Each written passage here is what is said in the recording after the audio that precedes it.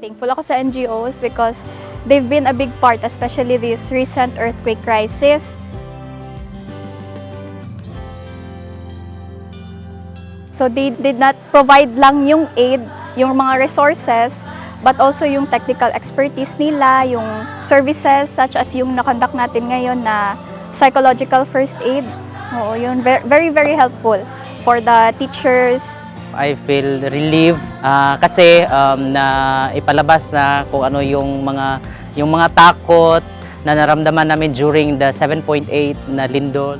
Kapag hindi po na-release yung nervousness and fear ng isang teacher, so possibility po maipapasa din po yun sa learners.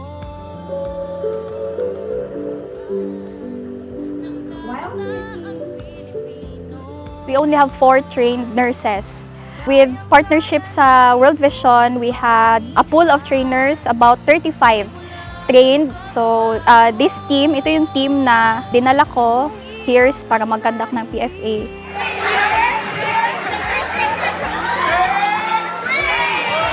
Isa din itong preparation na kung magbalik na yung face-to-face classes, at least wala na kami hino-hold back na emotion at we can assess na wholeheartedly yung mga students namin kasi okay na yung sarili namin na handle na ipalabas namin yung emotion namin. So it is our time to handle naman ng emotions ng mga student namin.